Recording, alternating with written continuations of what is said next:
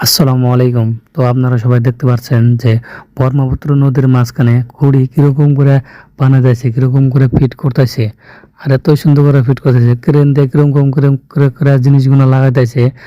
আর এদিকে আমি যেমন ধুবড়ি, এই যে আদাবাড়ির খেওয়ারা অলরেডি দেখতে দেখতে আইসা বললো এখন চাপাবো, চাপাইলা দিয়ে খেওয়া দিয়ে আমরা যাবো ধুবড়ি।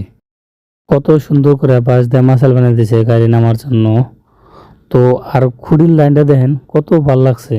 আর এই টেম্পু যে দেখতে পাচ্ছেন, এই টেম্পু দিয়ে ডাইরেক্ট এখান থেকে ফুলবাড়ির ঘাটে যাবেন। কেউ যদি আইডিয়া হয় ফুলবাড়ির ঘাটে যাবেন, অসুবিধা নাই।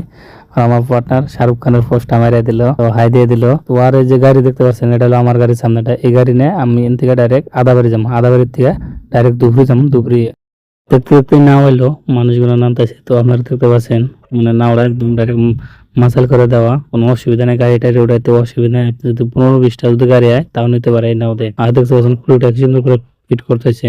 তো দেখতে দেখতে মানুষ নামার টামা শেষ হলো, তো আমরা নাওতে উঠলাম। নাওতে উঠে হেনকাতাইছি আপনার আদাবাড়ি গাড়ি। কত সুন্দর একটা বাতাস আহে। তো আপনারা জানেন ব্রহ্মপুত্র নদীতে যখন যদি নায়ের মধ্যে ওঠেন, তো আপনি শোয়ে কিংবা সামনে যদি খাড়ান, এরকম বাতাস আহে, একটা খাওয়াটা পুরো একদম সেই ফিল হয়।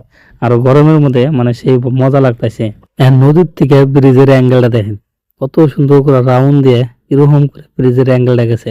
আর উমরা হলো অলরেডি গুলো ব্রিজ ক্লিয়ার হয়ে হারলো আদাবাড়ি সাইডে, প্রায় ব্রহ্মপুত্র নদীর অল্প পায়ে গেছে, প্রায় ক্লিয়ার একদম। দেখতে দেখতে নাওড়া চাপলো, চাপার পরে আমার পার্টনারের গাড়িটা নামাইতেছে। তো আপনারা সবাই দেখতেই পাচ্ছেন।